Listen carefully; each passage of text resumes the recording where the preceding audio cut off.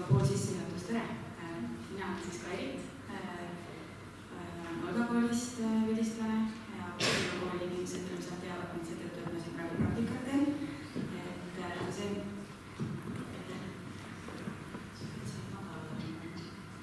Aga täna ma siis räägin oma tööst Tallinna Ülikoolis.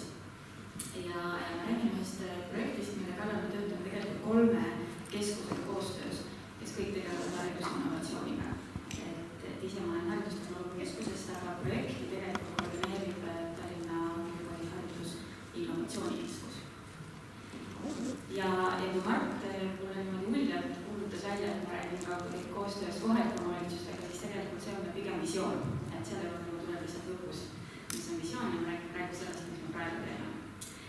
Ja tegemist on siis sellise programmiga, mida me nimetame Tulevikukool. Ja meie meeskonda siis veab Eve Isensmit, kes on haridusjuhtimise professor Tallinna Ülikoolis. Meil on siis 2 uurijat ja siis on meil sellised koolidega koostööd toetavad coachid ja arendajad. Ja see programm siis tegelikult, päris alguses oli juba 2017, siis piloteeriti seda. See, mida mina räägin, on siis 2018-2019 ja me lõpetame siis paari aasta pärast. Ja rahastab meid siis Innove. Ja mis oli selle programmi loomise siis eelduseks? Ülikooli poolt vaadates tundub, et need koolid, kellega meil on väga palju koostööd, väga palju erinevate tegevuste raames, ükskõik mis instituudis, siis me näeme, et koolides on väga palju algatusi. Koolid, tegelikult mitte ainult koolid, et ka lasteaiad osalevad üsna mitmetes erinevates projektides, arendusprogrammides, igasugustes algatustes, mis tulevad kas siis riigi tasandil kusagilt poolt või teiste koolide poolt. Aga need ei ole alati süsteemsed. Ja need põhjuseid on mitmeid, et üsna tihti liitutakse selliste uute projektide ja uute algatustega seetõttu, et juhid näevad selleks vajadust, aga nad jäävad nagu kollektiivi toeta, mistõttu need muudatused ei ole siis alati jätkusuutlikud. Või teistpidi vahetevahel juhtub ka nii, et on õpetajad need, kes tahavad liituda uute asjadega, aga väga üksi on väga raske midagi koolis ära teha, või isegi kui teil on 2 või 3, kui selleks jälle muutub võib-olla selline juhtkonna toetus või selline toetav keskkond. Seetõttu võtsime meie aluseks sellise lähenemise, mida me tegelikult eesti keeles ei oskagi väga hästi tõlkida. Me nüüd Evega leppisime kokku, et me ütleme kogu kooli lähenemine, et inglise keelest on siis selline whole school approach, mis on teiste riikide haridussüsteemis häid tulemusi andnud. Ja see tähendab siis seda, et selle muutuste planeerimisse juba ja nende elluviimisisse siis kaasatakse kogu kool. Ja me ei räägi siis need juhtkond ja õpetajad, vaid me räägime ka siis teised töötajad, tegelikult ka õpilased ja lapsevanemad. Ja see vastutus on siis jagatud ja seda protsessi, nagu Mart ka juba siin seletas, seda protsessi iseenesest monitooritakse terve selle muutuste elluviimise ajal. Seega, mida siin meie teeme? Meie eesmärk on välja töötada see kõigepealt siis arendusprogrammi metoodika. Mida see siis tähendab, kui meil on need koolid käes meiega koos, kes tahavad olla need nii-öelda Tulevikukooli programmis osalejad? Et mis toimub siis selle perioodi jooksul? Mida teeme meie, mida teevad nemad, mida me teeme koos? Kus on meie vastutus, kus on nende vastutus? Ja taustal on meil see õppe ja keskse õppe toetamine. Et pärast, kui ma räägin detailsemalt, et siis, kui need koolid meie poole pöörduvad, siis nad tulevad alati selle jutuga, et nagu mitte midagi ei toimi ja tegelikult on kogu Eesti haridussüsteem katki, siis me alati proovime minna sellele, et mis on see õppija jaoks ja miski, mida te tahate muuta. Et see õppija, et mis iganes muudatused ellu viite, midagi peab muutuma õppija jaoks. Et kui me räägime õpetajate koostööst, siis see iseenesest ei ole eesmärk, vaid see koostöö peab midagi muutma õppija jaoks. Teine siis on siis see süsteemne analüüs ja katsetamine, uute lahenduste katsetamine on niisama õpilase arengu toetamiseks ja et see süsteemne analüüs ei ole siis miski, mida meie teeme ülikooli poolt, vaid kus me tehamegi, et siis see koolimeeskond võtab selle vastutuse. Et kui me nende koolidega koostööd teeme ja nad vahetevahel kui kokku saame, et nad toovad kaasa nii-öelda oma mingid teadusmaterjalid, mida nad on teada saanud, siis esimesel korraga näevad need kohtumised sellised välja, et näeme vist näinud selle küsimustiku läbi, siis on tulemused, vaadake, kas need rahuldavad teid. Et ei, et see ei ole meie jaoks, et see teie jaoks on teie tööriist. meie võime aidata nüüd seda vaadata, mis siit välja tuli ja mida see teie jaoks tähendab ja mis nüüd saab edasi nende tulemuste pealt.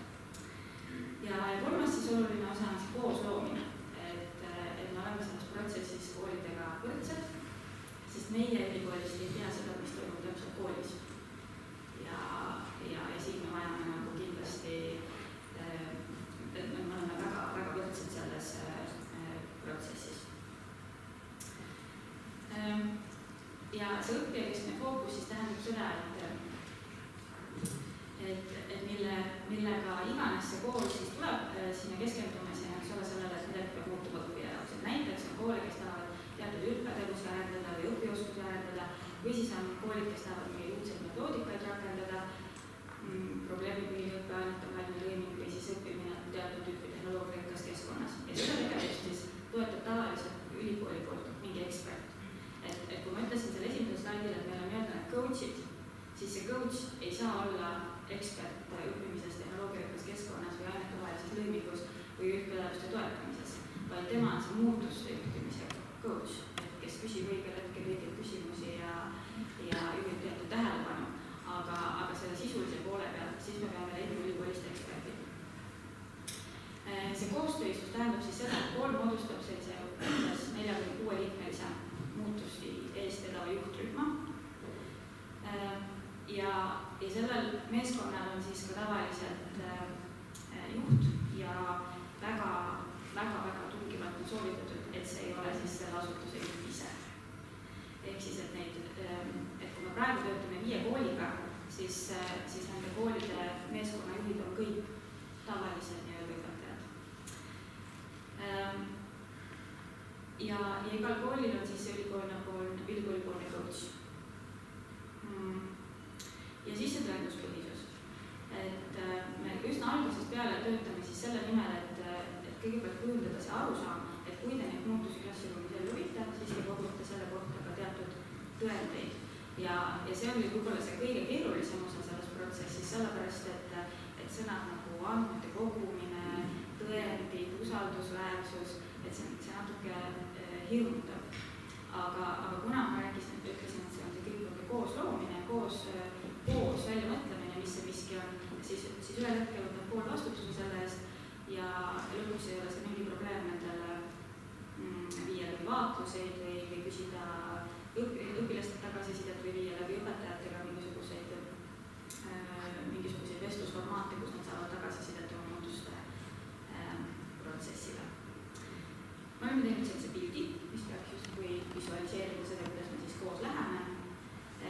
Kõigepealt me siis suuname koos õpetajate ja juhtkonna meeskonnaga neid muutusi, siis me valime, mis on see õppijast lähtuv muutuse valdkond, siis me loome need miskid, mida siis klassiruumis muutma hakatakse, kogume selle kohta andmeid, õppime teiste koolide kogemusest ja usume siis selle umbes 9 kuu jooksul oleme selle muudatuse edukalt rakendanud.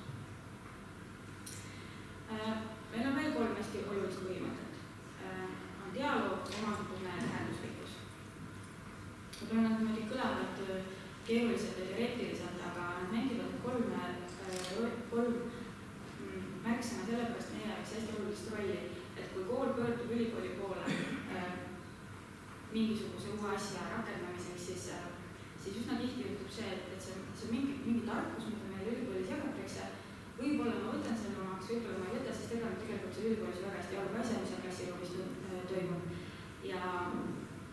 Aga me tahame, et see miski, mida nad meie juures kaasa saavad, neil tekib see omandutunne ja arusaamine, et see muudatus, mida meie kool tahab klassiruumis ellu viia, päriselt midagi minu jaoks muudab. Et iga õpetaja saab sellest aru, et see ei ole miski, mida see ülikooli meeskond meie kooli mingisuguse 5-6 õpetajaga teeb, vaid et see on meie kõigi vastutus, see on meie kõigi ühine pingutus.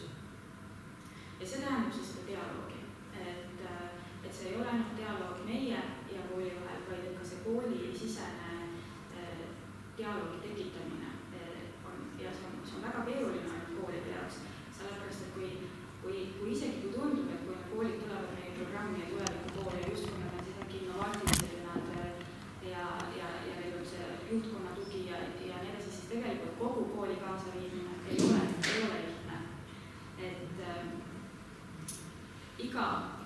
kooli on olnud ühel hetkel selles etapis, et need teised õpetajad, kes ei ole justkui selle tuumiku osa, on tundnud, et jah, nad käivad seal ülikoolis midagi tegema, ega ma päris täpselt ei tea ka.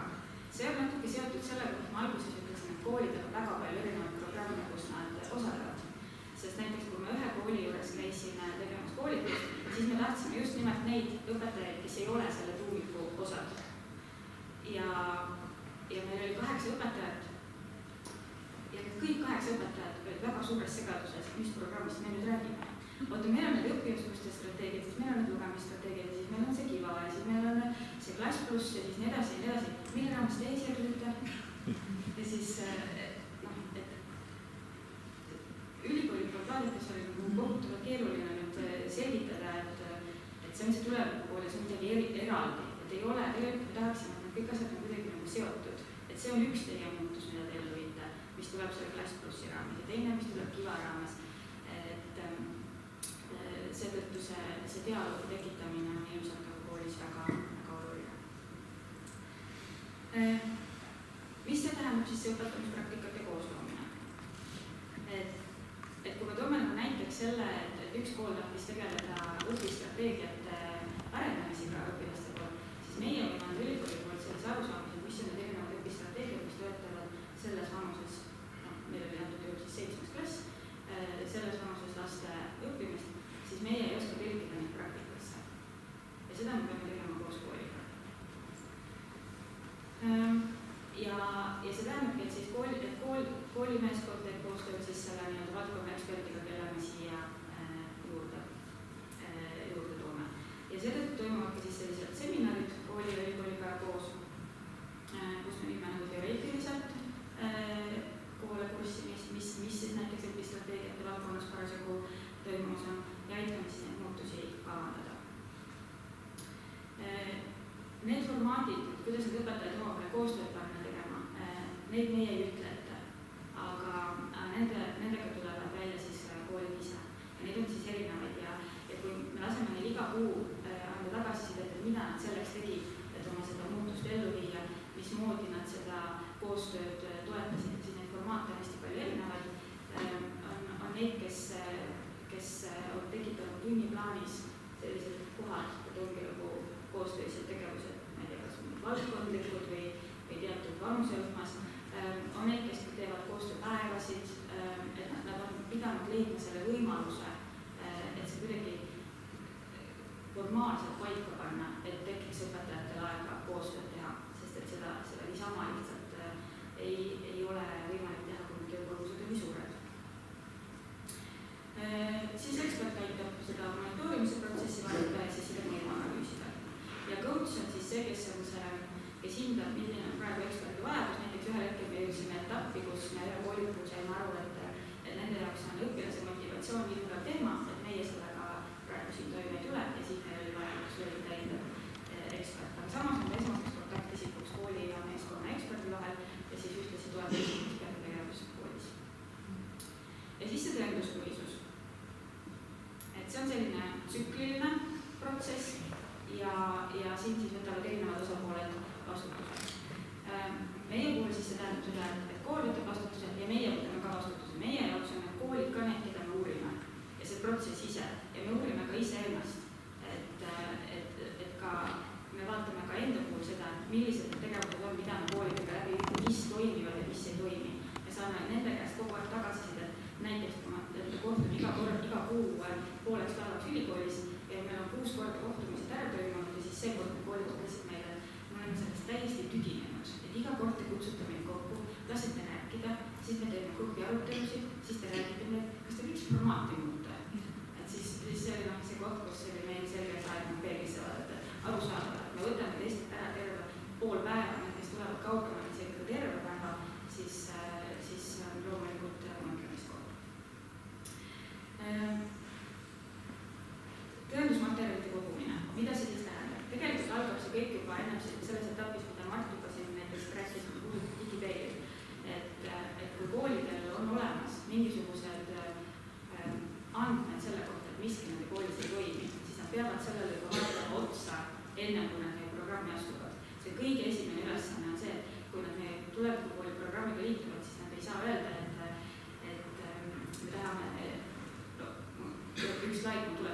mis see põhiline suur probleem on, millega koolid meie poole pöörduvad, aga vaid me tahame seda aru saada, miks te arvate, et see nii on. Kas on teie kõhutunne, et see ei tööta või teine ei tööta? Kust te teate, et see nii on? Ja selleks siis võib vaadata, kas on digipeeglis mingisugused andmed, mis seda näitavad, kas on mingid eksamite tulemused, mis on hakanud langema, kas on mingid rahulolu küsimustiku tulemused, aga see miski, mis on natuke rohkem kõhutunne.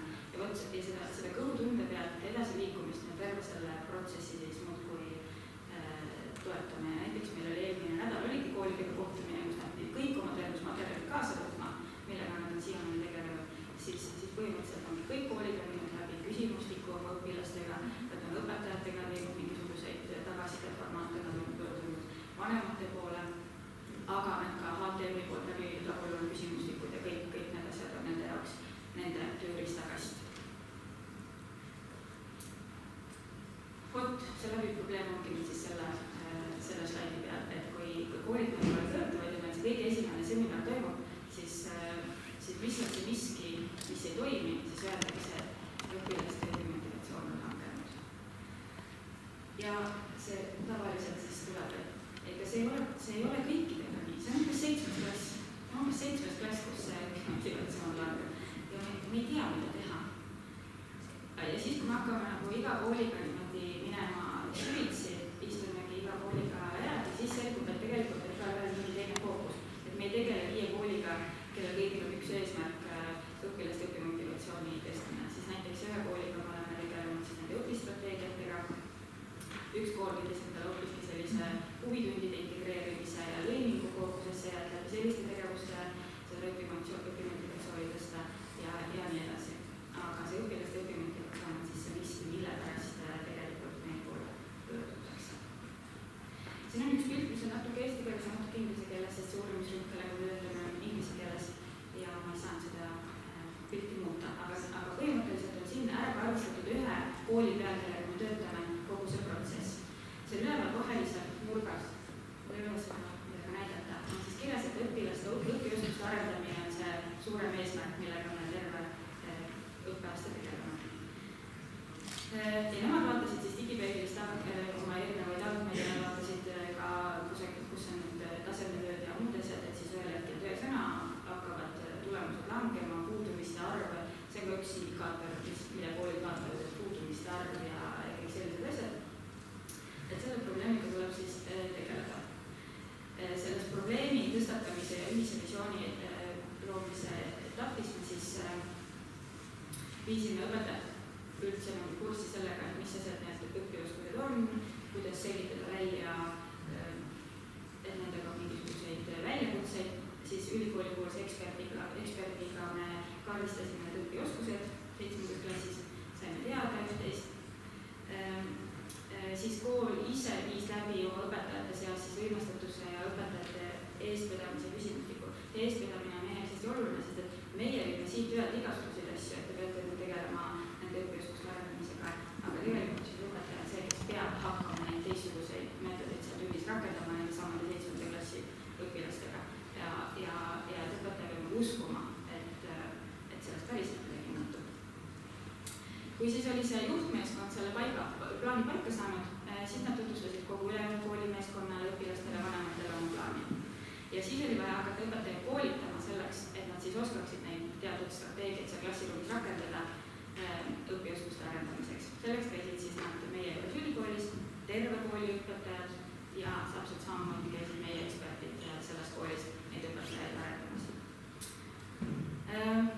Siis ühiselt töötati välja, et ma olen siin all, kus on need on meie tööriistad, õpianalüütika tööriistad. Tuli kohaldada töölehed ja integreerida need ainete sisse ja siis disainida need tunnid. Võtta siis, kui me jõuame selle mulli juurde, kus on see teacher-led inquiry või see õpetaja tegevusuuring, siis see on see etapp, kus me jätasime nüüd, et kui siiamaani see juhttiim väga palju korraldas ja disainis seda protsessi, siis nüüd läheb see tavaline õpetaja, kes ei ole meie programmi osa, läheb sinna klassiruumi ja katsetab siis neid strateegiaid ja ütleb meile, kas see toimis või ei toiminud. Ja ta peab seda katsetama korduvalt. Ja kui siis need N-arv õpetajaid neid uued strateegiad on ära proovinud 7. klassi õpilaste peale ja üksteist teada saanud, siis nad viivad selle teadmise tagasi selle juhttiimi saab siis teha sellest teatud järeldusi ja uusi tegevusi plaanida ellu viia. Kuni me siis jõuame selleni, et on vaja võib-olla uuendada seal ainekavasid, koolidokumente, digipeeglisse seda dokumenteerida ja me saame olla digile minna. Et see on siis põhimõtteliselt ühe kooli peal ära mudeldatud, mis juhtus selle aasta jooksul. Me on küll lõpetanud nüüd mais, aga ütleme, et see õpetaja tegevusuuringut on läbi viidud ja ma olengi selles kohas saada aru, kas see, mida me siis koostasime ellu viia, tegelikult siis nende 7 jaoks midagi muutis. Ja mis see siis praktikas tähendab? Et tänasel päeval see tähendab seda, et kõikidel koolidel, kes siin täna on tegelikult võimalus meie programmiga liituda. Me kuulutame välja konkurssi uutele koolidele juunis. Esimene seminar siis nendele meeskonnale, nii umbes 5 inimest toimub augustis. Seejärel siis iga kuu pool päeva saadakse ülikoolis kokku, kõik koolid on koos ja iga kuu on meil siis erinevad